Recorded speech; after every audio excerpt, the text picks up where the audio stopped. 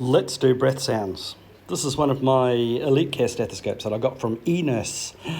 Do you know that you get a discount with ECT for Health? Go ECT410 on the enurse.com webpage and you'll get a discount. Anyway, let's do some breath sounds. We're going to use this model of the right lung. So here it is. Let me just turn the video around. Okay, so here's my chest. Now what we're going to do is we're going to do a very, very basic placement. First and foremost, if you feel down somebody's sternum until you get to that sternal notch, a centimetre or so under there, you'll get your angle of Louis. You feel that bump in somebody's sternum. That's the sternomanubrial junction.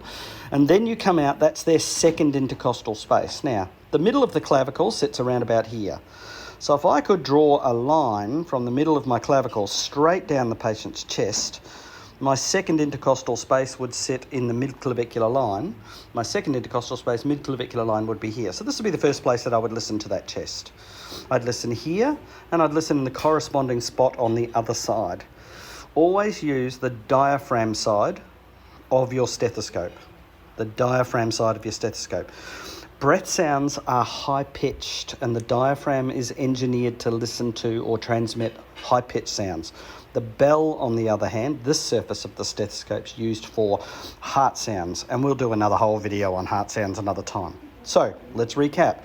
Second intercostal space, mid-clavicular line, listening on both sides. We're just determining, does right equal left? Do I hear the same sounds on the right as I do on the left? Now I'm going to move down to the sixth intercostal space in the mid-axillary line. And it's really important you're not listening here, but you're actually listening all the way around in the armpit itself, on about the sixth or fifth intercostal space here. And you're listening right and left. You can't effectively listen to the bases on the front of a patient's chest, but you can come close to the base by moving that stethoscope right into their armpit. So it's very important that when you're listening to breath sounds, if you're only going to listen to the front of that patient's chest, that you move your stethoscope right into the armpit. You're not actually up on the chest itself. Now, there's nothing to stop you listening anywhere in the chest, so long as wherever you put the stethoscope on the left, you correspond it by putting the same location on the right. You're comparing right to left is what your comparison is. So let's just recap. Second intercostal space in the mid-clavicular line, right and left.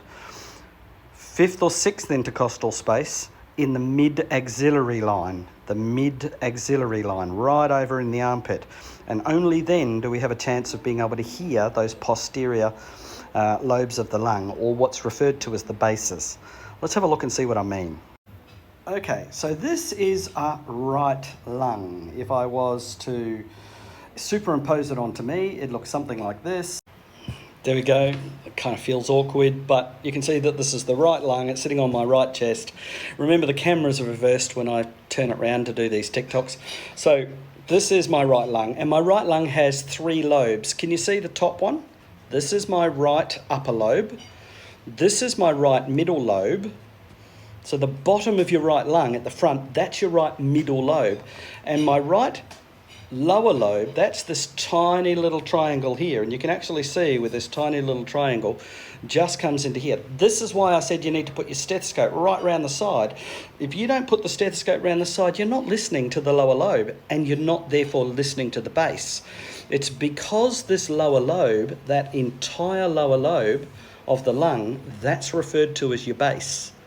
Remember, it's the base of a triangle, not the triangle this way, but the triangle as though the patient was lying flat. This is therefore the apex of the patient's chest, and the back of their lung, that's their base. Hope that helps.